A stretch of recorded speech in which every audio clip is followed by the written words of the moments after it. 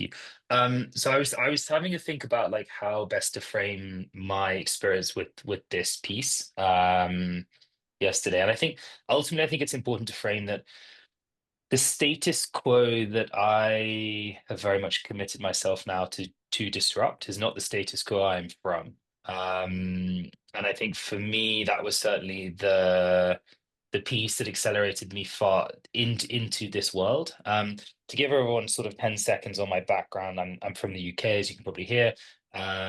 Grew up in a sort of very privileged setting, worked in finance for 8 or 9 years, and then ended up in rural Uganda, which is where I learned about the status quo. And when I was there, I was trying to find two schools to send 80 kids to as part of a contract to help restructure an educational NGO. I was meant to go for 2 months. I ended up staying 10 months, and trying to find the two schools was incredibly hard. I visited about 300 schools when I was there, and I could not figure out from an outsider's perspective what was a good school, what was a medium school, what was a bad school. And I got quite obsessed with the problem. I was traveling around all over Eastern Uganda on boaters and trying to figure this piece out in conjunction with the local team.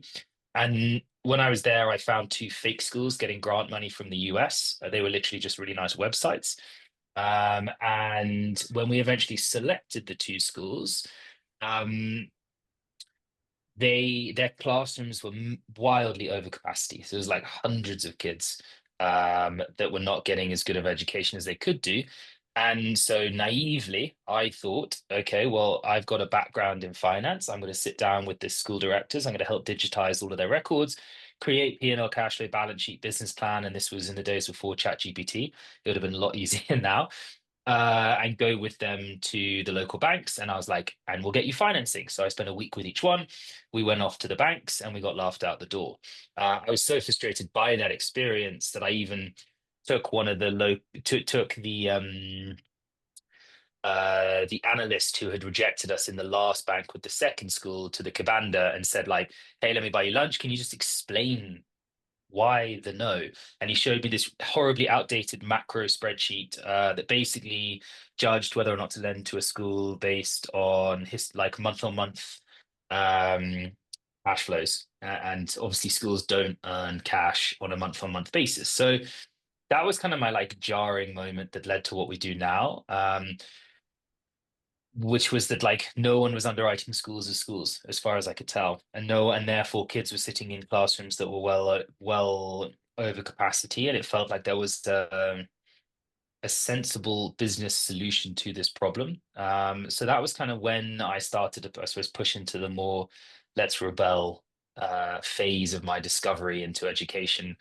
And we really want to like grow this into a network, which is kind of looking to solve that second problem. And I suppose my provocation is that, and it's something that GSF so actively does anyway. But for me, like the more we collaborate, the more we work together, and the more we all specialize, the more we can improve educational outcomes. And this is something as someone who's only really been working in the education space and as in education finance space, I suppose more specifically for like 4 years. So I'm like very young in my journey into this world. Um, but I do come from an education ecosystem in the UK that